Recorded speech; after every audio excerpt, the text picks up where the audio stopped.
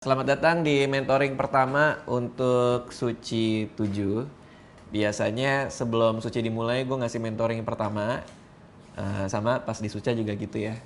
Gue bisa bagi pengalaman selama gue ngejuri stand up comedy dari Suci season 2 sampai sekarang di Suca. Gue akan ngasih pengalaman gue selama gue ketemu sama teman-teman. Di Suci 1 gue nggak juri tapi gue mentoring juga. Jadi dari Suci awal pertama kali jalan, gue udah ngisi mentoringnya. Jadi selama bertahun-tahun ini ada beberapa hal yang mungkin bisa gue sarikan untuk gue bagi ke teman-teman peserta kompetisi ini supaya mungkin lebih bisa berpikir secara strategik ya untuk memenangkan kompetisi ini kayak gimana gitu. Yang pertama banget kita harus tahu bahwa kompetisi stand up comedy ini itu susah.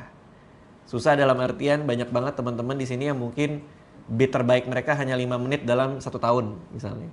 Yang jarang nulis, yang nggak pernah biasa nulis. Yang kalau misalnya kalau bikin materi stand up, ya udah lo coba open mic, tiba-tiba pas turun, pas lagi naik dapat aja, abis itu baru lo catat gitu. Banyak yang metodenya kayak gitu. Cuman kalau di kompetisi yang mutlak harus terjadi adalah menulis kalau buat gue. Itu akan membedakan lo bisa sampai final atau enggak. Itu akan membuat bensin lo masih ada atau tidak. Jadi mutlak harus menulis. Terserah lo di luar sana, saya nggak pernah nulis, saya nggak biasa nulis di buku segala macam. Mulai saat ini dibiasain. Biasain menulis kata per kata atau istilah verbatim ya. Supaya materinya banyak. Kenapa? Karena kalau kita menulis, kita taruh di buku yang kalian punya dan segala macam ini, kalian jadi tahu takaran kalian itu segimana. Gue kasih contoh gini. Penampilan stand up itu kan 5 menit ya. Sebuah penampilan stand up yang baik itu dalam 1 menit harus ada 4 punchline. Ya kan? Berarti lo harus punya 20 punchline. Tiap 1 kali tampil. Ya kan? Berarti yang lo harus siapin sebelum setiap naik, setiap minggunya adalah di kertas yang lo punya nih. Lo bikin 1, 2, 3, 4, 5. Ini beatnya. Sebuah beat kan kumpulan dari premis ide ini ya. Maksudnya ini joke-nya, setup, punchline-nya ini. Ini joke-nya, setup, punchline-nya ini. Ini joke-nya, setup, punchline, sampai 20 biji. Kalau lo bisa nulis itu, biasanya jelek. Yang bikin bagus adalah kalau lo bikin 40 punchline. Yang lo pilih 20 yang mendingan, yang lo kembangin jadi 15 yang bagus, tinggal lo cari 5 lagi. Jadi metodenya setiap minggu adalah bikin 40 punchline, dari situ bagi 2, cari 20 yang paling bagus, dari situ kembangin 15 yang terbaik, baru ditambah dicari 5 lagi. Gitu ya. Jadi itulah kenapa harus menulis, karena semakin banyak yang lo tulis, semakin banyak kemungkinan dapat joke yang bagus. Nah, pertanyaannya adalah, gimana caranya bisa dapetin 40 punchline tiap minggu? Lo di rumah gitu, tiba-tiba ada kertas, terus lo bingung, nyari 40 punchline gimana caranya? Cuma lo sama kertas doang gitu. Cara mencari materi yang paling cepat, yang paling gampang adalah lo harus kenal diri lo sendiri. Itu pertama. Lalu definisikan diri lo melalui 3 mantra. Kalau gue ngomongnya 3 mantra. Yang mengidentifikasikan diri lo tuh apa. 3 mantra itu misalnya jomblo. Gua jomblo, gua penakut, dan gua pelit. Itu kan. Ini 3 mantra lu sebagai komik nih. Lu mendefinisikan diri lo sebagai jomblo, penakut, dan pelit. Seorang jomblo, penakut, dan pelit melihat sebuah persoalan pasti akan spesifik. Misalnya persoalannya banjir. Ini tema yang lo mau bahas. Ini kegelisahan lo gelisah soal banjir. Lo punya kacamata ini, lo punya 3 mantra ini. Gue ini jomblo yang penakut ya. Jadi setiap kali banjir, gue nggak tahu gue harus ngapain. Usaha-usaha apa supaya lu nggak kebanjiran. Punya pacar juga nggak bisa bantuin. Kamu biasanya teman-teman kamu digendong sama pacarnya, kamu mungkin digendong sama siapa, gue nggak tahu gitu. Mungkin lo seneng kalau misalnya banjir karena lo jomblo. Karena kalau banjir tuh di malam minggu, lo jadi nggak usah sedih-sedih amat kayak minggu-minggu sebelumnya. Lo bisa senang di atas penderitaan orang pacaran gitu misalnya. Karena ada banjir. Kalau lo penakut, jomblo, dan banjir, bisa melihat kacamatanya beda. Lo bisa kembangin dua kacamata lain. Lo penakut dan pelit, melihat banjir. Kalau misalnya banjir terjadi, lo harus ngasih uang ke apa lo gitu, misalnya ke RT lo dan segala macam, padahal lo pelit dan penakut, takut lo nggak boleh ikut pemilihan ketua RT gitu misalnya, karena lo penakut dan pelit melihat banjir. Beda kayak misalnya Coki lo punya 3 mantra ya berarti ya. Lo apa? Kuat, songong, kuat, songong, dan tolol. Ini jujur banget ya. Gimana orang yang kuat dan tolol kebanjiran? Gimana orang yang kuat dan tolol kebanjiran gitu? Iya kan? Soal-soal nyerok selokan malah selokan tetangganya gitu misalnya. Karena dia kuat dan tolol gitu. Gimana orang yang kuat dan songong kebanjiran gitu? Udah kelelep mau ditolongin tapi tetap gengsi. Lama-lama tinggal ngambang aja dia gitu kan. Gimana orang yang songong dan tolol kebanjiran?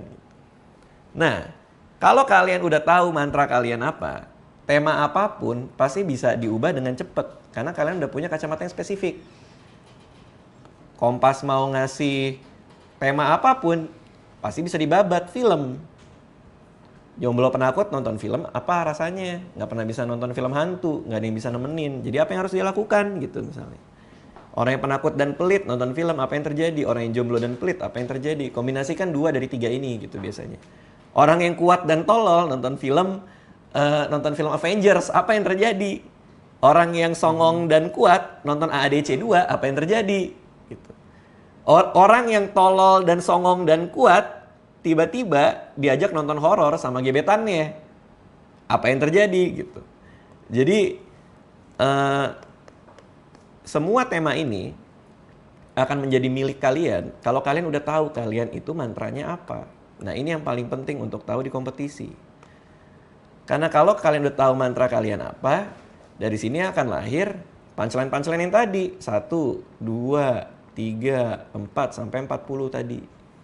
Karena kalian tinggal ngabungin aja. Oh iya, gue jomblo dan penakut. Seandainya gue disuruh nonton film horor gitu misalnya. Oh, gue penakut dan pelit. Gimana kalau misalnya gue disuruh nonton film horor, ngeraktir dosen gue. Kalau nggak nilai gue dapetnya jelek gitu misalnya. Oh, gue jomblo dan pelit. Banyak hal gitu. Banyak hal yang bisa kalian kembangin gitu. Oh, gue jomblo dan pelit. Gimana caranya kalau gebetan gue mau nonton di Premiere, di PS, yang harga satu kursinya 120.000 gitu misalnya. Gimana supaya dia nggak jadi mau ke sana? Gimana caranya supaya dia mau nonton di tempat yang lebih murah gitu misalnya. Jadi banyak cara untuk ngembangin menjadi 40 punchline tadi kalau kalian udah tahu mantranya apa. Olahraga kan bisa macam-macam. Piala Dunia deh. Sudut pandang 2 komik A dan B ini pasti kan akan beda. Memandang Piala Dunia. Nah, kalau kalian punya 3, berarti kombinasi mantra ini kan 3 permutasi ya. 3 kali 2 ada 6 kan. Ada 6 sudut pandang yang bisa kalian lihat untuk memandang sebuah tema. Asalkan kalian punya 3 mantra ini. Ada yang mau nanya nggak? Sampai sini. Ada? Apa? Lo coba ya? Mau nyobain mantra juga boleh. Itu harus kata sifat atau apa sih maksudnya? Identitas sih. Identitas. Bisa macam-macam. Misalnya lo penyiar radio gitu kan. Apalagi? Bapak. Lo udah punya anak? Udah 2 lah. Buset deh, gila, teman kuliah gue udah punya anak. Bapak muda. Terus satu lagi? Emosional. Emosional. Kenapa kritis? Karena dia emosional gitu kan jadinya kan. Jadi kita cari payungnya. Menarik nih. Terus dikasih tema apa juga pasti gampang. Dikasih tema misalnya diskon Bukalapak. Cuma 10.000. Sebagai bapak muda yang emosional. Ini kan menarik. menarik nih ketika istrinya juga pengen, terus mereka malah rebutan barang. Ada yang merasa bahwa ini seharusnya harganya lebih murah, ada yang ngerasa malah nggak enak karena lo emosional. Ini kemurahan, kasihan, mungkin mereka nggak untung gitu misalnya. Malah lo nawarin, boleh nggak gue naikin harganya ketika ada diskon gitu. Penyiar radio yang emosional misalnya, memandang bintang tamu yang blow on itu gimana, gitu kan? Ini udah datang nyepelein radio lo gitu misalnya. Terus emosional. Penyiar radio yang bapak muda gitu misalnya. Seorang bapak muda penyiar radio harus ngeliput acara Gadis Sampul misalnya. Apa yang terjadi? Lo beliin mereka pulsa kayak apa gitu. Kan terserah, bisa macem-macem gitu. Penyiar radio yang emosional, bapak muda yang emosional, penyiar radio yang bapak muda juga gitu. Jadi akan muncul banyak sudut pandang ya. Karena sebenarnya untuk nyari konten, untuk nyari punchline yang sampai 40 biji ini, kita perlu sudut pandang yang banyak gitu. Semakin banyak sudut pandangnya akan semakin kita tahu, oh ternyata gue bisa ngelihat materi itu dari angle yang mana gitu. Nah, kalau emang ternyata lu nggak dikasih tema gitu, ya lo cari kegelisahan lu aja gitu. Lo takut apa? Lo sebal apa? Lu apa ya, misalnya terganggu dengan apa gitu. Gua takut mati sendirian. Gua sebel sama orang dangdutan jam 2 pagi. Gitu. Gua terganggu, oh ini jangan terganggu ya, masih sama-sama kayak sebel. Misalnya lu trauma gitu ya. Trauma apa? Digigit anjing gebetan. Lu takut apa? Ada yang takut apa? Takut miskin. Takut miskin. Lu sebal sama apa namanya ya? Teman SMA yang berubah jadi terlalu politis di Facebook. Kan ada kan kayak gitu kan? Banyak kan? Lo trauma dulu diputusin di depan orang tua pacar gitu misalnya. Macem-macem. Nah, tinggal lo cari gitu. Gue udah punya sudut pandang nih. Bapak muda yang emosional. Gue takutnya miskin. Pada situasi apa yang akan sangat menakutkan buat gue? Misalnya ketika gue akan sangat takut kalau gue punya anak dan temenan sama anak orang kaya dan mulai membanding-bandingkan gitu misalnya, itu kan pasti kan takut juga tuh. Nah tuh materi bisa banyak tuh di situ tuh. Either lo bohongin anak lu, dia kaya tapi dia nggak bahagia kayak kita gitu, terus lo doktrin supaya dia merasa temannya tuh depresif gitu kan. Jadi bisa macam-macam gitu. Jadi keluar banyak gitu, keluar banyak apa namanya, materi gitu. Jadi kalau misalnya Kompas gak ngasih tema, cari dari takut, sebal, dan trauma apa. Dari masa lalu lo apa, yang lo sebalin apa, yang lo takutin apa. Stand up comedy itu dekat dengan perasaan negatif. Jadi semakin negatif yang lo ungkapkan, semakin negatif yang lo keluarin, biasanya makin lucu. Kontradiksinya di situ. Semakin lo merasa bahwa apa yang lo bawain itu mengganggu sekali buat lo, biasanya semakin lucu. Stand up comedy susah berhasil dengan kebahagiaan yang lo bawa. Karena nggak ada yang bisa lo kritisi, nggak ada yang bisa lo bawakan secara emosional di panggung gitu. Nama gue siapa?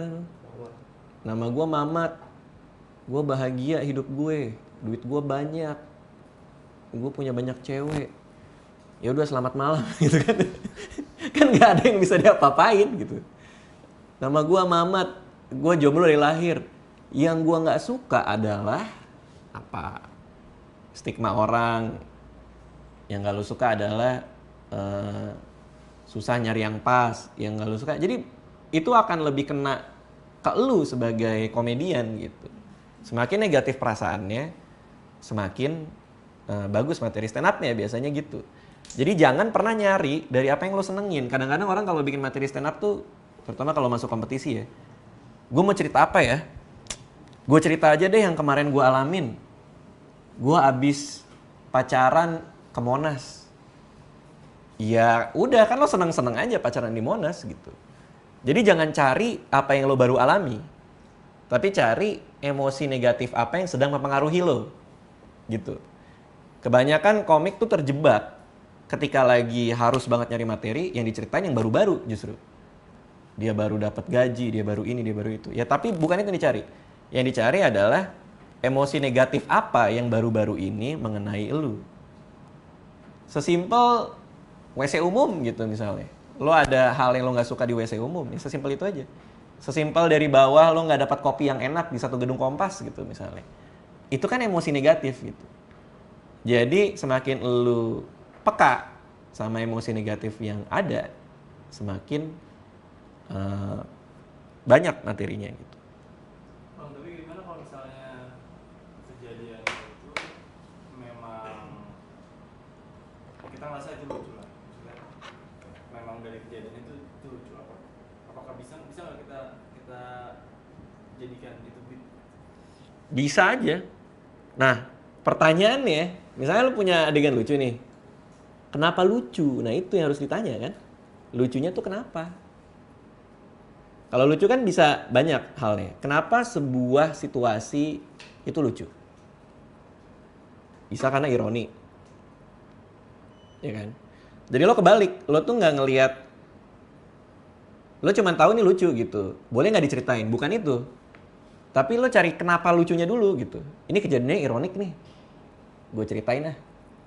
Karena lucu ini adalah hasil dari banyak hal gitu. Nanti kita coba deh. Satu, embarrassment ya. Embarrassment itu ketika kita malu. Terus yang ketiga itu unexpected atau nggak disangka-sangka gitu. Kayak lo nonton video klip di YouTube, misalnya lagi ada presiden dari mana gitu datang ke Indonesia ngasih pidato, tiba-tiba dilempar durian kena mukanya gitu. Kita nggak expect, tapi itu lucu gitu. Kenapa itu lucu? Karena unexpected. Bisa gue ceritain nggak? Bisa, asalkan gue bercerita sehingga orang nggak tahu kalau itu yang akan terjadi. Ngerti nggak? Nah, jadi lo mengelogikakan lucunya ini dulu gitu. Jadi kalau lo mikir, ini ada kejadian presiden dari negara mana datang ke Indonesia dilempar durian, ini lucu nih sebenarnya nih. Gue ceritain di stand up. Nah, cara menceritakannya harus unexpected karena lu ketawanya, karena lu nggak nyangka dia akan dilempar durian, gitu loh maksudnya. Nah, jadi cara lo ngolah di panggung tuh gitu. Terus embarrassment ini adalah situasi yang memalukan gitu ya, tragedi tadi lo bilang. Lu lagi ngapain di kelas, terus tiba-tiba apa yang terjadi? Kepleset gitu misalnya. Nah, kan ini udah. Nah, kita udah punya nih kejadiannya nih. Ini menarik nih. Kita bedahnya gini. Kepleset kan. Lu merasa kepleset lucu. Misalnya. Lucu kan? Gimana caranya supaya, karena kita tahu sesuatu yang memalukan itu lucu, semakin memalukan, maka semakin lucu. Teorinya gitu kan? Nah, gimana caranya kita bikin kepleset itu memalukan? Kita kasih konteks kepleset waktu ngapain. Nah, itu kita ceritain. Waktu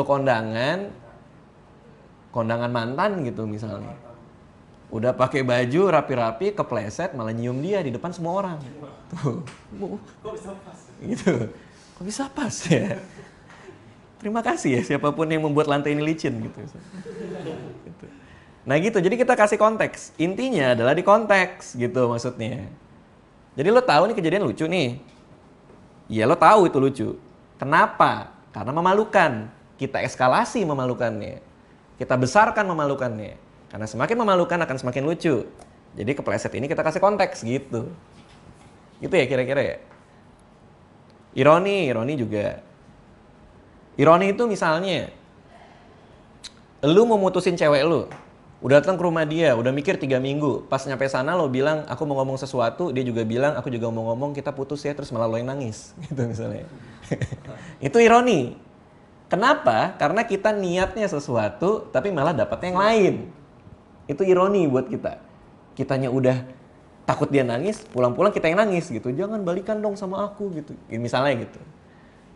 Semakin besar ironinya, maka akan semakin lucu gitu kan. Jadi kita cari gimana cara memperbesar ironi tersebut. Gitu loh kalau ngedevelop materi stand up ya. Nah itu makanya penting banget kalau lo ketawa sama sebuah joke, lo cari lucunya kenapa gitu. Baru lo ambil ininya, bangunannya, konstruksinya untuk dimasukin ke dalam joke lo sendiri gitu. Nah yang paling kita harus tahu bahwa komedi itu butuh korban. Kita perlu ngetawain korbannya di dalam stand up. Kadang diri kita yang jadi korban, kayak contoh ironi mau mutusin tadi, ya kan? Embarrassment juga kayak gitu. Kadang presiden dari negara lain yang jadi korban yang kita ketawain. Kadang situasi sosial yang ada yang jadi korban. Kenapa cewek begini, kenapa Instagram isinya apa, kenapa radio zaman sekarang tuh begini, situasinya. Benda lain yang jadi korban. Tapi ini juga ini perlu banget. Semua joke yang kita tulis harus punya korban. Kamu siapa tadi? Tiwi? Nuri. Nuri mau nanya nggak? Kan itu cara melebarin premis aja dari satu premis biasanya kan bisa nyambung lagi premis lain. Ya udah boleh coba. Premisnya apa? Premisnya Nah, premis ini kita harus tahu nih, premis itu apa? Premis apa definisinya? Premis. Semua orang bilang kalau mau bikin materi stand up kita mulai dari premis. Premis itu apa? pandangan negatif terhadap suatu objek. Iya, betul. Emosi negatif terhadap, kok kamu tahu sih? Pernah mentoring ya? Enggak. Terhadap sebuah objek. Misalkan kayak perantauan ya. Biasanya banyak orang-orang Jakarta tuh mikirnya kalau orang-orang perantauan tuh pertama kali datang ke Jakarta norak. Ya, berarti apa? Objeknya apa? Orang rantau. Emosi negatifnya apa? Orang Jakarta terlalu merendahkan anak rantau. Lu negatif terhadap orang Jakartanya gitu. Orang Jakarta negatif terhadap anak rantaunya. Orang Jakarta merendahkan anak rantau. Nggak usah terlalu ya. Dah, dapat premis tuh. Mari kita kembangin. Apa? Soal tinggal. Soal apa? Contoh paling ininya paling pakaian. Pakaian. Dah, pakaian aja dulu. Pakaian. Dibanding-bandingkan. Disindir-sindir. Ditanya harganya. Diajak ke ITC Cempaka Mas. Semua dianggap KW. Apalagi? Lo pergi sama anak Jakarta, pernah jalan sama cewek Jakarta? Minder. Minder. Nah tuh, minder sama cewek Jakarta. Gimana kalau teman kos lo sebelah lo tiba-tiba ngajak, yuk kita ke Grand Indonesia. Nah itu apa yang terjadi? Minjem baju emak gitu misalnya, apa? Pakaian. Belinya di mana? Lo tahu harga baju orang-orang Jakarta? Kalau satu baju 700.000 mahal nggak? Mahal. Buat cewek, ya. Soal harga. Pengalaman pertama kali lo masuk ke Zara. Itu bisa. AC-nya lebih dingin dari kosan gue misalnya. Padahal itu toko. Fitting room-nya lebih nyaman. Boleh nggak gue tidur di sini aja gitu. Nah, apalagi perkenalan pertama. Dan perkenalan tuh mereka merendahkan dengan cara apa? Nanya misalnya, kok logatnya nggak ada gitu misalnya. Emang semua orang, anak daerah harus punya logat gitu. Logat. Terus dianggap naif gitu misalnya. Bawaannya pengen dibohongin. Iya kan? Rawan dibohongi. Soal cowok Jakarta, waduh, banyak nih. Terus sebagai anak daerah gimana? Mungkin sama kayak FTV gitu. Jahat-jahat, baik-baik. Jadi lo punya kecurigaan di tiap cowok yang lo temuin. Curiga mulu sama laki-laki. Itu misalnya. Apalagi orang Jakarta merendahkan anak daerah. Di airport ada apa? Di bandara. Enggak di bandara sih terminal. Nah itu barusan gue meremehkan tuh.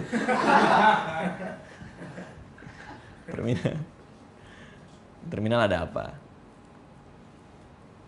Ibu bilang apa pas lo dilepas? Hati-hati sama orang Jakarta. Keluarga lo tuh ngeliat orang Jakarta tuh gimana? Biasanya orang bisa kan kayak biasanya kalau orang kamu kan gampang dibohongin. Terus ibu bilang apa? Ini jangan. Hati-hati anak. Jangan keluar malam. Ntar dibohongi, dikasih minum, kamu hamil lagi. Kamu kan anak hasil dibohongi gitu misalnya. Ternyata ibu lo dulu pernah begitu. Jadi kamu adalah hasil dari kesalahan itu. Jangan pernah minum gelas kosong gitu. Itu lucu tuh bisa tuh. Nah kalau tadi unexpected ya, kalau kita pakai teori komedi tadi ya, kita giring komedinya tuh seolah ibunya menasehati, tapi ternyata elu adalah anak dari kejahatan kriminal gitu misalnya. Jadi ya itu gitu. Mungkin lo udah dapat premis, lo dapat setupnya. Kan kalau nyari materi komedi kan premis dulu ya. Premis tadi orang Jakarta merendahkan anak daerah. Dari premis ini dapat premis yang lebih spesifik kan, ya kan? Orang Jakarta jahat, maka ibu lo mewanti-wanti. Baru kita bikin setup kan. Sebelum saya pergi ke Jakarta, ibu saya menaruh saya di ruang tamu lalu ngomong dengan mata berkaca-kaca. Hati-hati orang Jakarta jahat-jahat. Apa kita giring baru punchline-nya. Kamu adalah anak dari hasil kejahatan itu sayang gitu. Pantesan bapak gua nggak ada gitu misalnya. Itu tag ya, punchline kedua ya. Punchline ada 2 gitu. Pantesan bapak gua nggak ada gitu. Atau lo bikin materi selanjutnya. Tapi gara-gara nyokap bilang kayak gitu, gue malah pengen ditipu. Siapa tahu bisa ketemu bapak gue selama ini. Misalnya gitu. Dah dapat tuh setup, punchline 1, punchline 2. 1 nih, nyari 39 lagi. Gitu. Tiap hari aja gitu. 40 itu nggak akan bagus semua. Yakin banget gue. Tapi paling nggak 20 mending lah. Paling nggak 20 lumayan. Nah yang gue saranin adalah cari setup sebanyak-banyaknya. Ini kosongin dulu punchline nih. Gak usah pusing kalau nggak lucu nggak apa-apa. Gak usah pusing kalau nggak dapet punchline. Bodoh amat. Yang penting setup banyak. Baru lo tinggalin bentar, lo makan, lo duduk lagi, terus lo lihat setupnya. Ini gue apain ya supaya dapat punchline ya. Bisa gue bikin unexpected nggak gitu. Bisa gue bikinnya jadi ironi nggak. Bisa gue bikin dia jadi apa gitu supaya ada lucu yang terjadi di sini gitu. Jadi pendekatannya itu dibuat metodologis saja gitu. Karena banyak banget orangnya, ya mungkin mereka juga benar sih. Banyak banget orang yang menganggap menulis nggak cuma stand up itu kegiatan yang romantis gitu. Kayak harus nyalain lilin, terus dengerin musik, gelap-gelapan, terus tiba-tiba mood dapat aja gitu. Cuman menurut gue sih enggak. Menurut gue semua, mau film, mau buku, mau stand up, itu baru bisa dapat materi bagus kalau kita apa ya namanya ya, kita ulik gitu. Jadi kuncinya di nguliknya itu. Gimana cara nguliknya, cari lagi, tinggal lagi, ngobrol sama teman lagi, balik lagi, diulik lagi. Telepon teman lo, gue punya setup kayak gini nih. Kalau gue bikinnya gini lucu nggak gitu? Baru jalan lagi. Gitu. Kalau kamu apa ininya? 3 mantra ya? Udah punya apa belum? Cewek rantau ya. Terus? Nora terus? Tomboy. Ini sebenarnya masih agak lemah sih. Karena lo bisa cerita ini dari perspektif cewek rantau, Nora itu. Nora itu bagian dari lo melihat hal-hal baru kan. Gitu. Cewek rantau dan tomboy ini udah beda nih. Nah ini apa nih? Lo cengeng nggak? Enggak. Berani sih sobrani. Sobrani masih masuk tomboy. Religius. Religius ya. Serius? Oh iya itu bagus. Religius sih keren. Cewek tomboy yang religius diajak nonton gulat perempuan lagi. Apa yang terjadi? Cewek rantau yang religius diajak clubbing gitu. Apa yang terjadi? cewek cewek cewek tomboy yang religius main Tinder. Apa yang terjadi? Macam-macam. Cewek rantau yang tomboy dimodusin orang di terminal. Apa yang terjadi? Gitu kan. Nah, ini bisa dipakai juga kalau kayak tadi ya. Udah dapet setupnya kan? Setupnya udah dapet premisnya. Premis orang Jakarta apa tadi ya?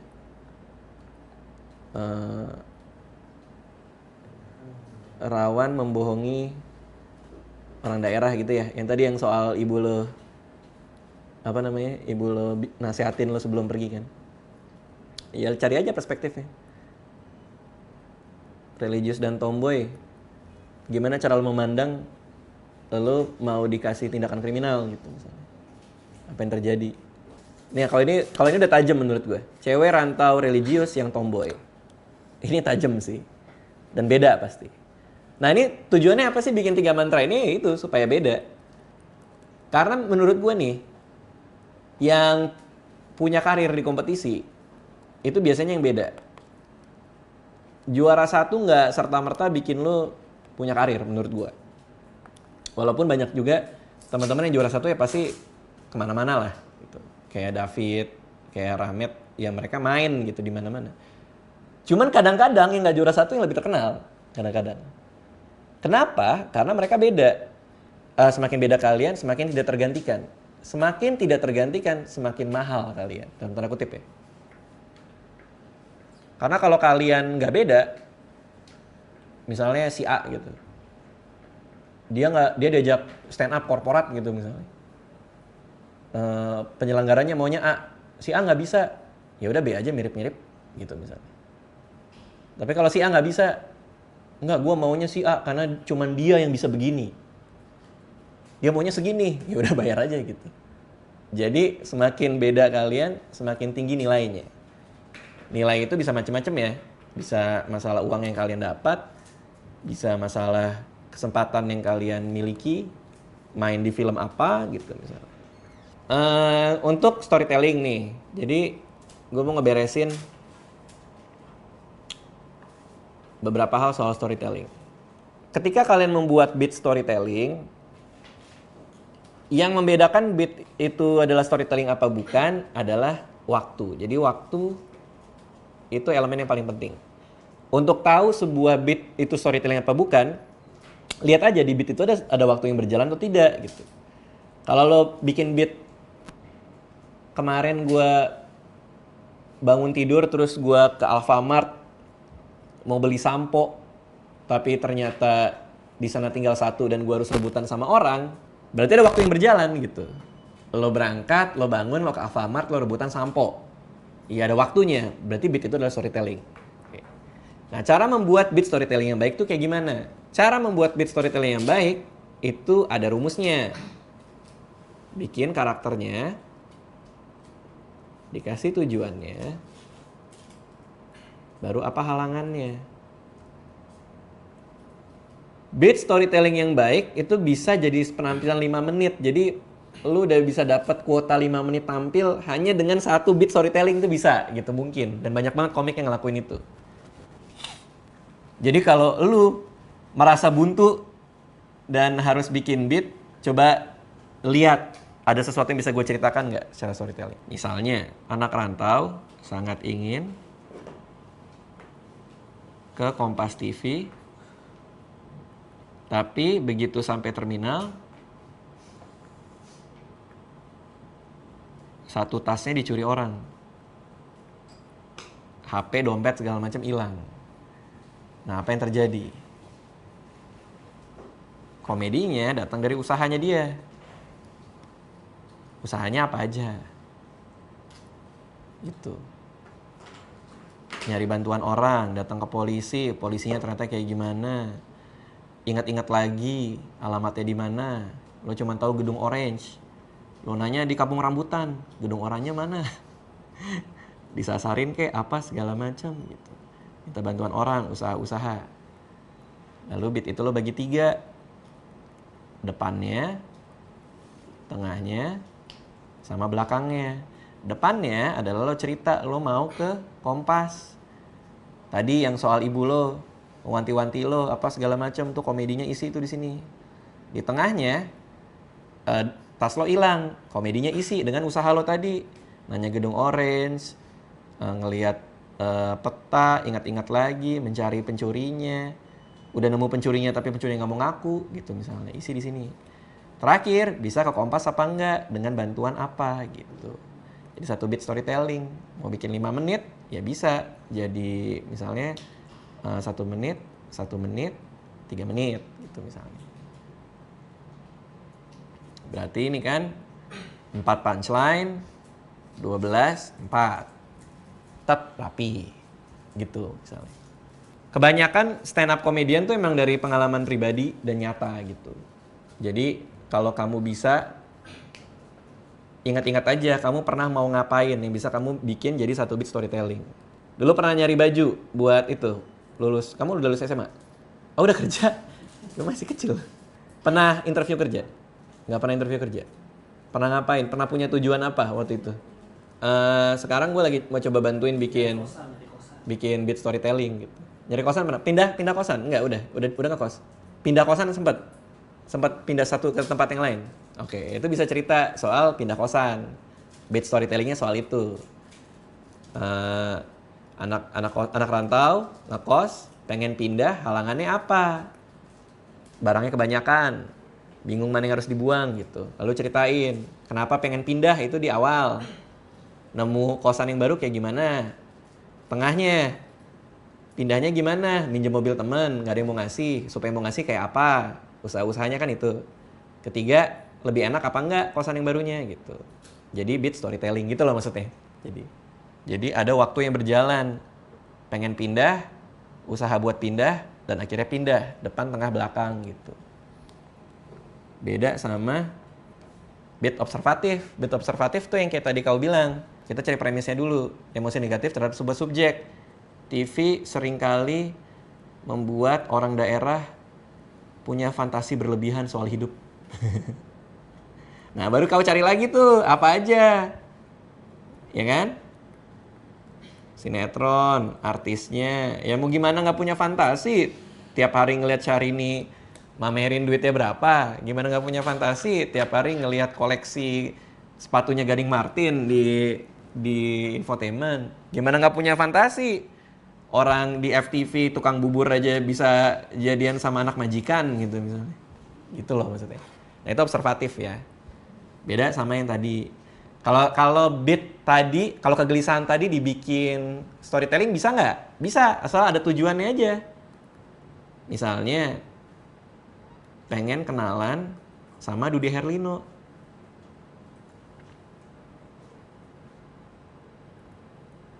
Yang bintang tamu suci misalnya gitu. Nah usaha-usaha lo pengen kenalan tuh gimana gitu.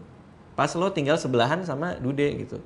Seorang anak daerah yang telah teracuni pikirannya soal artis. Pengen kenalan sama Dude Herlino. Tapi dia dijagain sama orang lain misalnya. Bodyguardnya apalah gak ngerti gue. Nah usaha-usahanya gimana supaya bisa masuk ke ruangannya dia gitu. Dibagi 3 lagi. Kenapa Dude Herlino lo suka? Sinetronnya dia gimana menurut lo? Orang tua lo pendapatnya soal dia apa? Baru masuk ke tengah, ketemu dia di Kompas TV, di ruang sebelah. Mau ketemu tapi dijagain. Caranya gimana? Supaya bisa ketemu sama dia. Akhirnya masuk apa enggak di sini gitu. Itu misalnya. Gak taunya Dude Herlino yang kenal sama lo. Lo Nuri ya? Yang ada di daerah gitu. Dia tahu juga dari mana gitu. Yang anak hasil kriminal kan? Gitu kira-kira ya. Jadi ada banyak cara sih untuk bikin materi-materi ini gitu. Bang, kalau Ya. misalnya di storytelling itu kita sisipin ada beberapa bit tentang observasi juga, itu masih masuk storytelling juga. Bisa. Kan sebuah beat itu punya satu ide besar gitu. Ide besar yang sama. Yang terdiri dari banyak premis. setup sama punchline gitu. Ide besarnya tapi kan sama. Misalnya beat soal film. Beat soal film ya premisnya kan bisa macam-macam. Film Indonesia, film religi, pernah pengalaman main film, tapi beatnya soal film. Nah beatnya soal pengalaman beat storytelling itu lebih spesifik. Beat storytelling itu kayak tadi dalam bentuk karakter tujuan halangan, biasa kita sebut premis cerita gitu.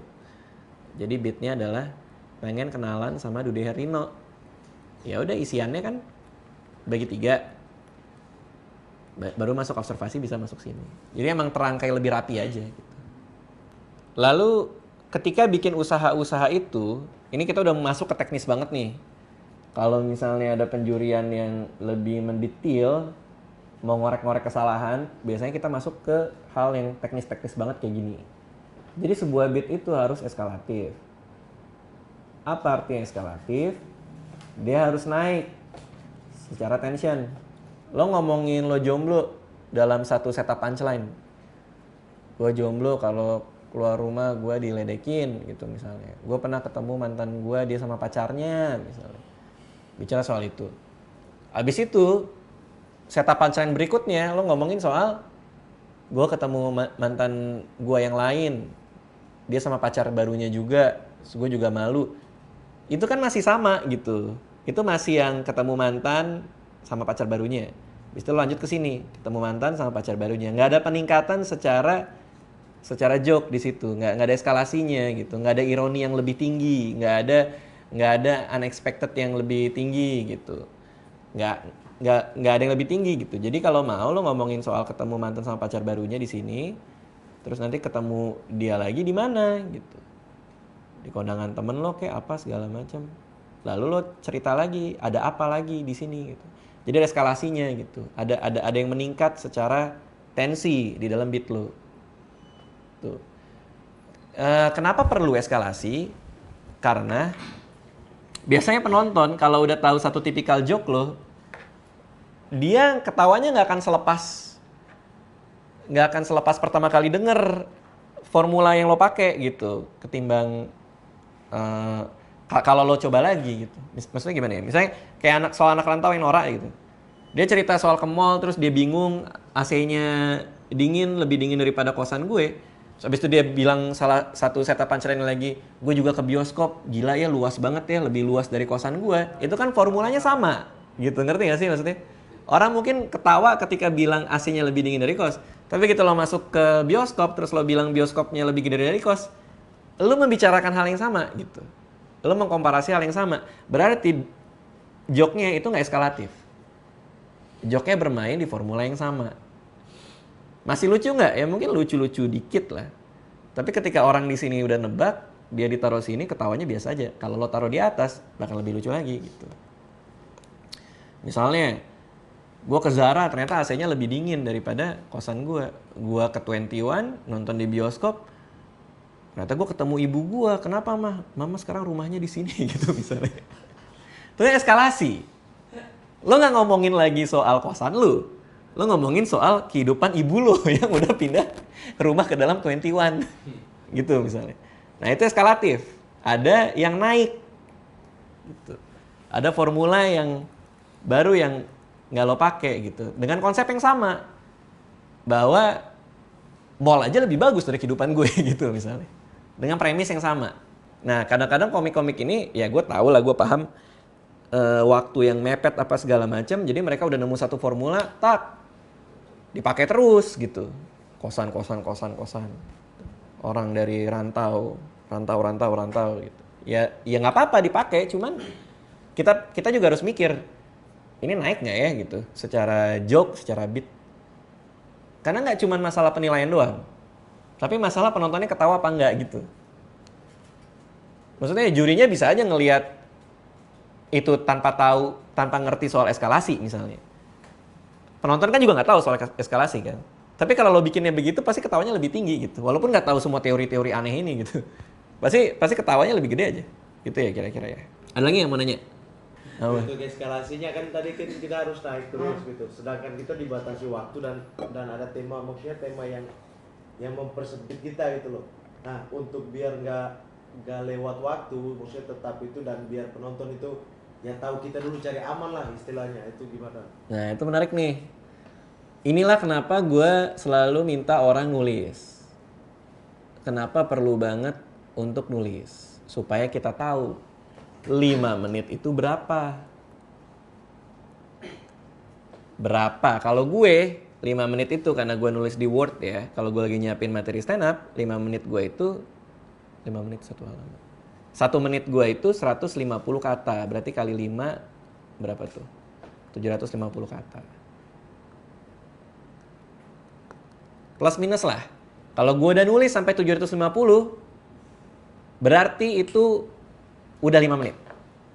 Mungkin 4 menit 50 detik, mungkin 5 menit 20 detik, gue nggak tahu. Pokoknya gue udah aman. 750 kata. Cara ngomong gue sama cara ngomong lu beda. Lu mungkin 600 kata. Karena banyak pacingnya, ada act outnya, ada nahannya dikit gitu. Cara lo sama Nuri beda, mungkin Nuri bisa 800 kata karena dia lebih menggebu-gebu, lebih emosional. Tiap orang pasti punya takarannya sendiri. Oke. Kalau misalnya lo nggak pakai Microsoft Word, yang banyak orang di kompetisi nggak pakai, yang di buku kecil lo itu lo tulis aja berapa halaman di buku kecil yang lo punya untuk penampilan 5 menit. Ada orang yang bilang 3 halaman bolak-balik, ada yang cuma 2 halaman. Ada yang 1,5 tapi itu cuma pointers gitu misalnya. Terserah, pokoknya kau udah tahu sendiri. Ini kau punya buku kecil, berapa nih 5 menit? Apakah halaman 2 halaman? Udah tahu belum? Belum. Nggak biasa nulis ya. Itu dia. Nggak apa-apa. Kalau nggak biasa nulis, biasain aja. Banyak kok komik-komik yang datang ke kompetisi nggak pernah nulis sama sekali. Nggak pernah bikin materi. Semuanya di sini, semuanya di panggung dia keluarin. Cuman begitu dia masuk kompetisi, jadi super produktif gitu. Ada orang yang nulisnya lama yang males kan. Kadang-kadang kita juga males aja gitu nulis. Begitu masuk kompetisi jadi terpacu untuk nulis, malah dia nemuin hal-hal baru dalam stand up media gitu. Kalau gue selalu bilang Suci itu emang tempat lo belajar gitu, tempat lo tumbuh jadi seorang komik gitu. Karena di sini lo punya waktu seminggu untuk nemuin potensi diri lo tuh bisa seberapa sih. Kalau lu nggak nulis selama ini, masuk sini nulis, gue bisa naik berapa level ya di Suci gitu kira-kira. Biasain aja. Gue tahu sih, dulu gue berangkat dari kayak gitu juga soalnya. Gue tahu sangat-sangat nggak nyaman gitu untuk nulis kata per kata. Apalagi udah biasa nulis di notes kan. Terus kayak gue gitu, gue pindah ke komputer. Itu kan kayak kreativitas gue dibatesin kan. Kayak beda lah megang bolpen sama enggak. Tapi lama-lama jadi biasa gitu. Kata guru gue nih, Salman Aristo nih, dia bilang jadi penulis tuh nggak boleh cengeng, dia bilang. Pekerjaan, kalau lo bisa bilang diri lo penulis, ya lo nulis gitu kan. Nah maka sejak itu gue udah fokus ke nulis aja. Gue bisa nulis di bioskop sekarang, di IMAX gitu gue pernah. Gue bisa nulis di mobil, gue bisa nulis di pesawat, gue bisa nulis di mana aja. Dulu tuh nggak. Dulu harus pakai bolpen, pensil gitu atau kertas. Terus suasananya tuh harus diem, tenang, nggak boleh ada gangguan. Tapi gara-gara gue membiasakan diri, apa aja bisa gitu sekarang. Nah coba aja diubah habitnya. Gue tahu sih susah banget pasti. Cuman coba aja. Dan yang penting verbatim ya. Verbatim itu artinya kata per kata ditulis dan dihafalkan. Cuman jangan hafalkan plek-plekan yang sama. Hafalkan idenya aja mirip-mirip gitu. Nulis itu cuman buat bantu lo ngafalin. Karena kalau lo tulis kata per kata lebih gampang ngafalinnya gitu. Sambil lo nulis, lo sambil mikir gitu. Tapi begitu ngafalin jangan kata per kata. Kenapa? Karena kadang kalau lo lupa kata depannya, yang belakangnya semuanya jadi lupa. Tuh biasanya gitu tuh. Ada yang kayak gitu. Kemarin saya pergi ke pasar ikan gitu. Terus saya ketemu orang. Terus dia bilang, kemarin saya pergi ke pasar ikannya kelupaan nih. Terus saya apa ya gitu. Padahal cuma masalah ikan doang gitu. Karena ikan lupa, belakang lupa. Menghafal kata per kata juga jangan karena lo jadi tegang. Karena di atas panggung tuh, ini bener nggak ya kata-kata yang gue iniin? Karena lo ngafalin kata per kata gitu, jadi tegang gitu. Jangan ngafalin kata per kata juga karena jadi robot lo biasanya tuh. Saya kemarin pergi ke pasar ikan. Terus saya ketemu dengan orang, apalagi ya. Terus saya gitu, jadi robot nanti. Jadi tulislah kata per kata, tapi hafalkan jangan kata per kata. Gitu ya, kira-kira. 750. Kalau gua nih sekitar segini lah. Tapi bagus pertanyaannya, menarik tuh. Ada yang mau nanya nggak? Soal suci. Lagi bang, boleh. Apa? Kalau kayak Bang Coki tadi dari 3 mantra ya. Iya. Jadinya persona di panggung dia jadi kayak sok kuat gitu kan. Dari gara-gara 3 mantranya itu ada salah satu yang kuat. Nah, itu kita harus pisahkan antara mantra sama persona di delivery di panggung. Atau ya udah karena mantra kita gitu gabungin aja biar gampang. Ya bisa dua-duanya. Bisa lo gabungin, bisa enggak. Soalnya kalau saya jadinya ironi, maksudnya jadinya gaya saya songong di panggung, tapi ininya tentang kemiskinan. Bisa. Jadi kayak takut penonton lihatnya beda gitu loh. Nggak apa-apa. Malah justru menarik. Bereksperimen lah dengan hal-hal yang menurut lo aneh gitu. Misalnya di panggung nih, ya kan? Personanya apa? Persona songong gitu. Songong. Ngomongnya gimana? Tangannya kayak gimana? Matanya gimana? Ya kayak santai aja, kayak bodo amat gitu loh. Kayak Lihat penonton nggak? iya lihat. Gitu. Songong. Songong. Belagu. Gitu. Iya. Yang diomongin? Yang diomongin kayak kemiskinan. Ya itu kan menarik. Itu menarik banget. Lo keluar dari panggung dengan persona songong lo gitu. Pakai baju kutang gitu misalnya. Datang ngambil mikrofon, lihat penonton gitu. Saya ini miskin nih. Kan jadi menarik. Kan jadi kontradiksi. Saya ini miskin nih. Gak usah ketawa kamu. Ini bukan gaya nih, emang gak ada kain. Gitu. Tapi pakai kutang kan. Ini. Gitu, tapi songong gitu. Kenapa kamu merasa lebih miskin dari aku gitu? Ini, ayo ribut gitu. Kan jadi menarik. Menarik kan? Dan bisa macam-macam gitu. Lo ngomongin kemiskinan tapi lo lemes juga bisa gitu. Jadi persona itu nggak lo patokin ke beat juga nggak apa-apa gitu. Yang penting lo nyaman dan lo tahu topeng apa yang lo bawa ke atas panggung. Persona kan dari bahasa Yunani ya, dari permainan, dari apa istilah teater gitu. Yang artinya topeng gitu. Topeng apa yang lo mau bawa ke panggung gitu. Lo mau naruh apa di depan muka lo gitu. Kalau lo mau songong ya udah bawain songong. Yang lepas dari beat nggak apa-apa, nggak ada masalah gitu. Jadi nggak harus beat soal kemiskinan dibicarakan dengan topeng yang lesu, enggak gitu. Tapi dibicarakan dengan topeng yang sombong. Ya kita lihat menarik nggak gitu. Nah persona itu masalah lu mau pakai topeng apa, berarti yang nyaman apa gitu. Kadang persona lahir emang dari kesehari-hariannya gitu. Kalau emang dia kebanci-bancian sebagai seorang laki-laki, ya dia pakai topeng itu di atas panggung, dia lebihin dikit aja dari keseharian dia, ya nggak apa-apa, karena dia juga nyaman sehari-hari juga gitu. Tapi kalau lo tipikal stand up comedian yang nggak mau orang, lo maunya orang membedakan lo di panggung sama di dunia nyata, ya pakailah topeng yang lain di atas panggung gitu. Lo nyamannya gitu, itu pilihan lo gitu. Ngerti gak sih maksudnya? Jadi nggak ada patokan yang bilang bahwa komik yang beatnya soal kesombongan di atas panggung harus sombong, nggak gitu. Jadi menarik loh menurut gue.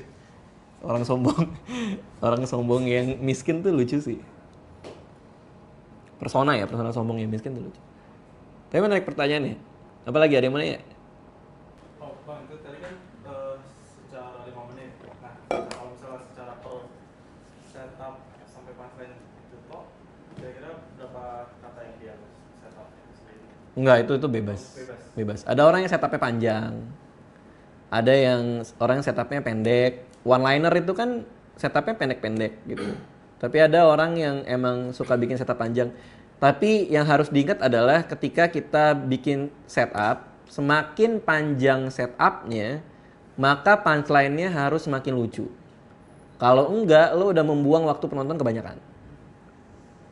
Jadi usahakan setupnya itu harus panjang. Dan lo harus mangkas supaya lo kalau bikin beat, mangkas supaya bagian lucunya tuh ketarik lebih atas. Cobain aja lo punya beat apa? Lo ada beat apa? Yang baru dibikin atau yang udah biasa gitu.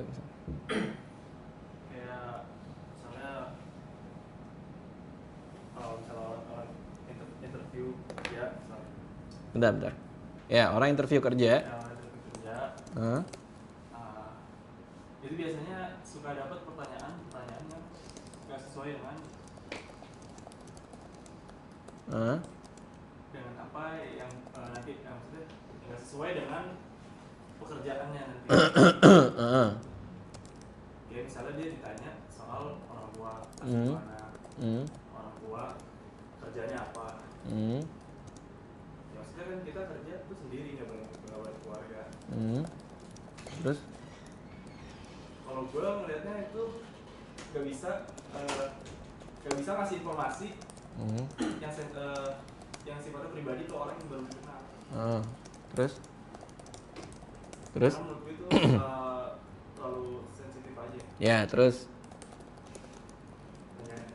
Gak apa-apa, terusin aja dulu. Terus? Ya, karena itu terlalu sensitif gitu. Karena gue pernah Terusin aja? orang baru selesai interview, dia tuh keluar dari ruang interview dia nangis. Iya. Iya. Karena Ya enggak, maksudnya gue berpikiran di dalam tuh ditanya hal-hal yang menyinggung soal orang tua.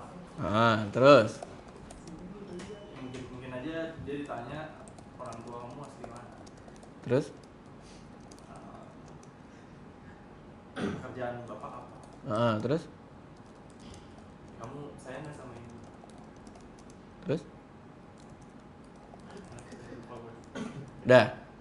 Kalau misalnya kamu ada kesempatan ngomong sama orang tua, kamu mau nyampein apa? Terus? Terus? Udah? Udah. Oke. Nah, jadi punchline-nya dulu ya. Berarti punchline-nya di sini ya. Di sini bener kan?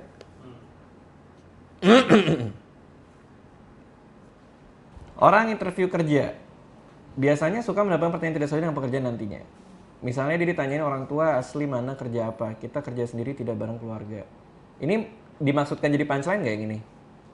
Niatnya sih punchline, tapi waktu itu opennya kurang. Maksudnya waktu itu gue bikin ini bang, jadi walaupun perusahaan itu berbasis keluarga, tapi kan kita kerja nggak bareng keluarga. Gini kan, kalau ini diniatkan jadi punchline, ini kan, ya kan, berarti dia harus lebih ke sini supaya lo dapet tawa pertama lebih cepat. Yang gue ngeliat ada orang keluar dari interview. Ya, kita nggak usah pikirin setupnya dulu deh. Oh. Kita pikirin punchline-nya dulu. Punchline-nya kan ini. Jadi kita harus meramu nih kalau nyusun beat. Gimana caranya ini bisa naik lebih cepat. Ya kan? Berarti kita punya problem nih. Problemnya setupnya kepanjangan. Ketika membuka sebuah beat, bukalah dengan sesuatu yang orang bisa punya sikap. Orang bisa setuju atau enggak. Ya kan? Jadi buka aja dengan sikap. Kenapa ya? Sekarang ini kalau interview kerja pertanyaannya suka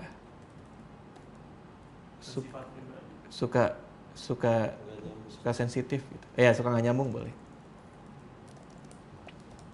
Oh, lo ngomongin sensitif ya? Suka terlalu pribadi. Nah, Terlalu pribadi. masih kepanjangan kan? Kenapa ya? Interview kerja, kenapa ya? Saat interview kerja, pertanyaannya suka terlalu pribadi gitu. Nah, itu orang bisa punya sikap tuh. Masukkan, selamat malam. Kenapa ya orang kalau misalnya interview kerja tuh pertanyaan suka pribadi? Itu yang ngebuat gue takut tiap kali gue masuk ke ruangan interview. Jadi lo udah punya ini nih, punya emosi negatif, yaitu takut. Dia ngebuat gue takut. Sewaktu gue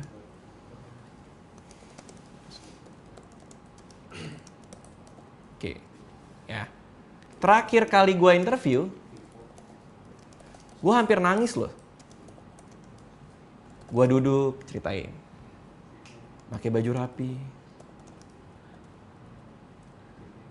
Itunya duduk, interviewernya duduk. Duduk. HRD-nya duduk. Dia bilang, di bangku aja mas. Oh iya maaf. Berarti lo di lantai. Gitu. Oh maaf. Lalu gue duduk di lantai. Ternyata gue duduk di lantai. Di lantai. Gue duduk di kursi. HRD-nya bilang, masih bungkusnya bawa ke atas meja aja mas. Oh iya maaf. Habis makan di bawah gitu. Kayak bawa ke atas mejanya. Ini dihitung punchline juga atau? Pasti. Berarti masuk ke yang 20 itu? Half punchline dong. Gitu. Oh iya maaf. Dah. Dapat nih ya. Tek. Nanti gue jelasin deh bedanya sama yang lo buat tadi. Terus pertanyaan itu timbul. Nah kan lo mau masuk ke ini, orang tua apa segala macam. Kenapa lo nggak ceritain semuanya? Kenapa lo nggak ceritain terus pertanyaan itu timbul? Nama kamu siapa? Ini kan aneh. Di depan dia ada riwayat hidup gue loh. Iya loh. Ya gue jawab aja. Bapak buta aksara ya? Misalnya ya gitu. Dia ketawa. Gue ketawa. Gue digampar. Gue diem. Misalnya gitu. Dapat nih satu lagi ya. Jadi dibikin theater of mind-nya. Dah. Terus, lo kasih detail. Biasanya semakin detail semakin lucu. Nah ini yang gue gak suka nih. Biasanya di menit ketiga dalam sebuah sesi interview, pertanyaan soal keluarga muncul. Tuh. Kesannya kayak lo ngerti. Ini yang gue suka nih, biasanya di menit ketiga pertanyaan keluarga muncul. Dan selalu dimulai dengan apa? Apa misalnya? Orang tua asli mana? Orang tua asli mana? Asli mana? Surabaya. Surabaya, Pak. Orang tua asli kamu? Asli, Pak. Misalnya gitu. Dapat lagi ya. Orang tua asli kamu? Setahu saya gitu, Pak. Nah, itu lebih lucu tuh. Setahu saya gitu, Pak. Oh, bagus. Soalnya ada anak rantau bernama Ruri yang orang tuanya palsu. Jadi callback ke materi orang. Setahu saya gitu, Pak. Dah. Baru masuk kan ke sini nih. Sensitif. Nah, lo nggak harus ngomongin orang interview nangis, lu aja. Karena kalau lu yang ngalamin akan lebih menarik buat orang. Ini kan lo berandai-andai. Karena gue pernah ngelihat orang sebelum selesai interview keluar dari ruangan dia nangis. Gue berpikiran di dalam hati tanya hal menyinggung orang tua. Itu kan ribet banget gitu. Orang keluar, gue berpikiran nih. Langsung aja lu gitu, lu yang ngalamin kan. Terus dia nanya, pekerjaan bapak apa? Nganggur, Pak. Kamu sayang sama ibumu? Sayang, Pak. Kalau ada kesempatan ngomong sama orang tua, kamu jawabin apa? Saya mau bilang, saya sayang sama dia, Pak, gitu. Bayangkan di depan rumah ada bendera kuning datang. Kamu tahu ini perusahaan ESQ kan? Tahu, Pak. Gitu. Misalnya tutup dengan itu. Dan itulah kenapa gue jadi trainer ESQ. Selesai. Udah gitu. Misalnya gitu. Nah, dari satu ide doang, kita udah punya 4 punchline nih. Kita hitung 150 kata. 150 kata itu 1 menit. Nih ya, di bawah nih ya, di bawah kiri ya. 158 kata. 158 kata itu 1 menit. 1 menit lebih dikit banget. Ada berapa punchline? 1, 2, 3, 4. Berarti udah memenuhi standar untuk tampil. Gitu caranya. Kalau lu tadi kepanjangan di setup, punchline-nya masih belum kuat, dan lu terlalu mengandai-ngandai gitu. Kenapa ya orang interview kerja bla bla bla. Langsung mulai dengan sebuah statement. Kenapa interview kerja pertanyaan suka terlalu pribadi? Itu yang ngebuat takut suatu gue mau masuk ke ruang interview. Terakhir kali gue interview, ini sebenarnya juga masih kita bisa babat nih. Kenapa interview kerja pertanyaan suka terlalu pribadi? Masuk. Terakhir kali gue interview gue hampir nangis loh. Nah itu lebih rapi lagi nih. Selalu majuin punchline-nya. Cari yang mana bisa dipangkas. Menarik ya? Apa? Cara kita berpikir untuk ngebuat beat tuh harus kayak gitu. Nah nanti lama-lama lo akan ngerasa ini kok. Ngerasa tahu gitu bahwa ini seharusnya udah punchline nih. Nanti kan berasa gitu. Kalau udah paham bahwa 1 menit itu harus 4 punchline dan 1 menit itu 150 kata, akan berasa sendiri pas lagi nulis. Kalau gue kan emang di laptop. Pas lagi nulis, ini seharusnya ada punchline nih. Apa ya? Gue cari gitu. Bang, kalau ini kan 1 menit 4 punchline kan? Nih. Nah, kalau seandainya dalam waktu 5 menit nih, dia nggak memenuhi unsur 1 menit 4 punchline, karena setupnya kepanjangan, tapi di belakang itu maksudnya dar gitu. Di belakang itu dirapel. Iya, maksudnya dikejar di belakang gitu loh. Iya. Jadi setup dulu terus panjang, tapi tetap jumlah punchline-nya sama, ada 40 atau 20 gitu lah kayak tadi. Iya, menarik sih. Jadi gini, pertanyaannya adalah gimana kalau setupnya panjang tapi punchline dirapel? Pertanyaan itu kan. Pertanyaan gue balik adalah kenapa enggak di tengah setup itu ada punchline dan di belakang dirapel? Ngerti nggak maksud gue? Kenapa enggak gitu? Kenapa harus dipatok dalam penampilan berapa menit berapa punchline? Kenapa enggak lu tambah aja di tengahnya? Kalau misalnya ini kan kita menemukan punchline ketika kita lagi nulis kayak tadi barusan gue kasih lihat ya. Kalau ini dihilangin, masih jalan nggak? Masih. Gue pakai judul rapi, harinya duduk, terus pertanyaan itu timbul, nama kamu siapa? Masih. Cuman kalau ada ini kan jadi lebih menarik karena kita menyisipkan punchline. Jangan-jangan materi lo yang barusan lo bilang tadi bisa juga digituin. Ada punchline yang emang lo belum nemu. Ada yang ini gitu. Ada yang hilang itu. Menemukan ini yang emang agak susah.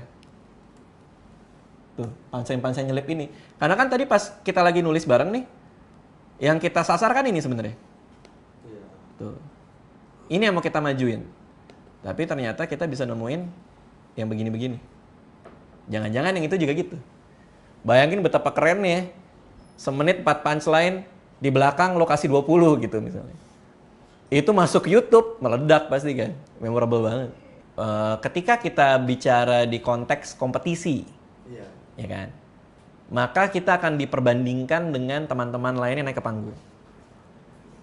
Dan perbandingannya paling sederhana buat gue jumlah tawa. Kalau buat gue gitu.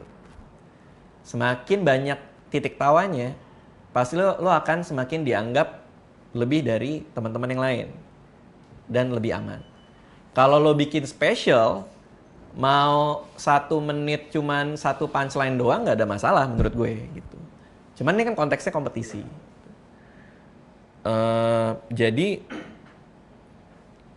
Jadi menurut gue mending kita coba belajar bikin 1 menit 4 punchline. Kalau lo nantinya bikin spesial kan juga nggak mau 4 punchline tinggal lo hapus aja. Tapi lo udah punya pengetahuan untuk cara bikinnya gitu maksud gue. Gitu sih. Banyak kok komik-komik luar juga punchline-nya tipis tapi bikin spesial gitu. Ya nggak apa-apa juga gitu. Yang lain mana nih? Nggak mau nanya nih, lu belum? Terlalu bang. Terus. Itu kalau mau membangun theater of mind kayak gitu tuh gimana tuh? Nggak, karena kayak punya masalah di mau meragain sesuatu tapi kayak nggak pede, nggak apa, akhirnya jadi apa yang mau disampaikan tuh malah takutnya nggak ngerti. Kayak itu kan, maaf mas duduk di atas aja. Itu kan kita kayak berperan juga kan di situ gitu. Nah kalau nggak pede kan akhirnya jadi kayak ragu gitu. Nih ngerti nggak sih? Ya berarti itu udah terjawab ya. Ya pede aja. Makasih mas. Iya. Maksudnya gini. Gini ya, kita bedain dulu ya. Itu udah tahu jawaban. Kita bedain dulu nih. Persoalannya di mana? Persoalannya di kontennya, di tulisannya, atau di ngebawainnya. Itu dulu. Karena ngebangun theater of mind itu ada dua. Kontennya dulu harus bisa ngebangun. Yang kedua ya lo menyampaikannya harus bisa ngebangun. Yang mana dulu? Cara nulisnya dulu. Oke, cara nulisnya dulu. Cara nulisnya yang pertama adalah selalu pakai kalimat aktif. Jadi kalau lo berdiri di atas panggung, udah lama rumah di daerah gue kemalingan. Kemarin gue sempat ngeliat orangnya. Gue keluar rumah, gue nengok ke arah maling itu, dan dia sedang dipukuli oleh massa. Selesai sampai situ. Nah itu kan kebangun. Depan tengah belakang kan. Rumah gue udah pertama kali kemalingan. Kemalingan itu kan gak enak. Misalnya gitu. Jadi lo lempar. Lo membuat penonton bersikap. Betul, kemalingan tidak enak. Ngerti gak maksudnya? Kayak ini, kita membuat penonton bersikap. Kenapa saat interview kerja pertanyaan suka terlalu pribadi? Penonton yang nonton, betul, kadang-kadang terlalu pribadi gitu. Nah itu udah masukin penonton ke dalam beat lo. Udah kan? Bikin kalimat aktifnya. Gua keluar dari pagar. Gue keluar dari pagar. Kalimat aktif. Gua melakukan sesuatu, usaha. Nah penonton juga bisa ngebayangin. Dia keluar dari pagar. Jangan bikin kalimat jadi aktif. Pagar dibuka oleh gue. Lalu diintiplah tetangga-tetangga itu oleh gue. Nah itu udah. Pagar dibuka oleh gue gitu. Nah kalau lo bilangnya itu, ini hal sederhana banget. Tapi orang tuh sering kali miss. Sederhana banget. Selalu bikin kalimat aktif. Gua ngebuka pagar. Subjek, predikat, objek. Jangan pagar dibuka gue. Jadi elunya yang beragakinnya jelimet, penonton ngebayanginnya jelimet gitu. Lalu bikin detil-detil yang ada di situ.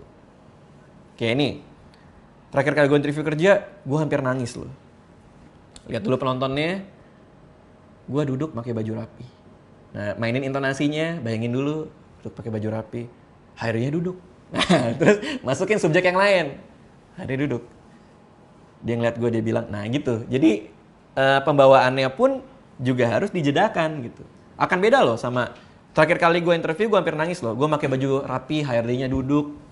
Enggak ada momen di mana orang bisa punya bayangan. Terakhir gue interview, gue hampir nangis loh. Diam dulu, kayak seolah lo mengingat lo hampir nangis kan, diam dulu. Gue duduk pakai baju rapi. Lihat dulu semua yang lain. HRD-nya duduk. Bikin suasana jadi ada tensi di situ gitu. Ya. Membawakannya gimana? Ya membawakannya supaya pede, dicoba terus. Telepon temen lo, ceritain beat lo. Semakin sering lo ucapkan dan lo cobain, semakin nyaman nanti lo ngebawain. Karena nggak pede itu faktornya banyak. Takut lupa tuh paling ini nih, paling ngaruh tuh itu. Supaya nggak lupa ya gimana? Ya sering-sering diomongin. Takut nggak lucu. Supaya lu nggak takut nggak lucu gimana gitu. Ya sering-sering diomongin, dites ke orang. Bangun PD-nya sebelum di atas panggung. Jadi yang persepsinya suka salah adalah gue di panggung harus pede. Bukan. Lu dengan materinya harus pede. Itu dulu. Jadi jangan kalah sebelum naik. Gitu loh. Jadi nggak ada tuh yang namanya pede di atas panggung. Yang ada pede dengan materinya. Karena semua goyang yang ada di atas panggung adalah karena lo tidak percaya sama apa yang lo bawain. Gitu biasanya. Yang gue lihat selama bertahun-tahun itu. Dan gue kadang udah tahu di belakang panggung yang goyang siapa. Karena kelihatan gitu. Sebelum naik kan biasa kita ngumpul dulu doa apa segala macam gitu ngobrol. Sekarang gue suka ngeliat gitu. Gimana udah siap belum? Terus ada satu komik yang bilang belum tahu nih bang. Baru dibikin tadi pagi gitu. Wah goyang nih kayaknya. Udah siap belum gitu. Udah sih mudah-mudahan bisa. Soalnya ada yang baru ditambahin beatnya, tapi diselipin di tengah di antara yang lucu. Ntar cobain. Oh iya berarti dia udah percaya sama materinya. Cuma tinggal satu itu aja yang dia pertaruhkan gitu. Kan sederhananya ketika kita dapat tema atau kita mau observasi suatu objek atau hal, itu kan di pohon katain tuh, kayak misalkan kendaraan, motor, mobil ke bawah. Nah, seringkali gua alamin mentok nih ketika ya udah kendaraan terus motor terus ya terus kenapa? Ya persoalan yang lo lihat tuh bukan Yang lo lihat bukan apa namanya, bukan benda, tapi persoalannya. Misalnya kendaraan. Nah, Kalau lo lihat kendaraan ya, kalau kendaraan ada mobil, ada motor, ini nama-nama benda, bukan persoalan, ngerti nggak? oke. Ya, kendaraan. Nah, Apa persoalannya? Kasih premis dulu kan, emosi negatif terhadap sebuah subjek. Apa yang negatif soal kendaraan menurut lo buat jadi inti dari semuanya ini? Lo suka, lo benci, lo seneng, oh benci. benci Macetan, kendaraan. gitu. Nah, gitu. Benci kemacetan. Di mana? Jakarta. Di Bogor. Oh, di Bogor. Ini menarik. Karena yang lo mulai dengan persoalan, bukan mulai dengan benda, bukan dengan kata umum kata khusus, kendaraan mobil roda busi gitu misalnya. Bukan gitu, tapi persoalan. Benci kemacetan di Bogor. Kok kayak Jakarta misalnya. Bedanya apa sama Jakarta? Gitu. Jadi kita mulainya ke persoalan, benci kemacetan di Bogor. Tadi soal mobil kan? Mobil kebanyakan. Kenapa mobil kebanyakan? Soal kredit misalnya. Ulah motor yang bikin macet. Bogor kan banyak angkot tuh. Ya kan? Angkot-angkot Tem. ngetem di Bogor. Tentang lo cinta dan benci terhadap angkot gimana? Soal kereta, persoalannya apa di kereta? Supaya nggak macet naik kereta, tapi apa? Penumpukan penumpang. Penumpangnya lebih macet di dalam Ya, kereta. ya. Kereta itu dalamnya lebih macet daripada jalanan gitu. Misalnya kan lo bisa mainnya gitu. Jadi selalu cari persoalan. Jangan cari benda gitu. Kebanyakan mungkin masih baru mau mulai main mapping yang dicari gitu. Ya udah itu aja ya kira-kira ya. Terima kasih semuanya. Mudah-mudahan kompetisi ini membuka pintu yang lebar buat kalian semua. Yang penting terbaik aja karena kan banyak yang pengen ikutan tapi nggak bisa masuk dan kalian masuk. Saran gua yang terakhir jangan nyimpan materi ya. Banyak orang udah stand up di mana-mana di sini, udah pernah manggung pecah-pecah terus disimpan buat grand final. Lu mungkin nggak nyampe grand final. Jadi jangan pernah nyimpan materi. Kenapa? Karena kalau lu muncul pertama dan langsung bawa materi terbaik lo, orang akan langsung kenal diri lo siapa. Di YouTube pasti banyak yang nonton, di TV pasti banyak yang nyimak. Kita nggak tahu siapa yang nonton, bisa ada produser film, bisa ada korporat yang mau hire lo. Jadi selalu setiap minggu itu materi lo yang paling bagus lo taruh aja. Jangan pernah nyimpen. Gue udah berkali-kali gue bilang, berkali-kali juga banyak yang bandel dan berkali-kali juga akhirnya berhentinya di tengah. Jadi paksain aja bawain materi terbaik. Kalau emang nggak ada materi lagi ya baru nulis gitu. Ya itu aja ya. Makasih semuanya ya.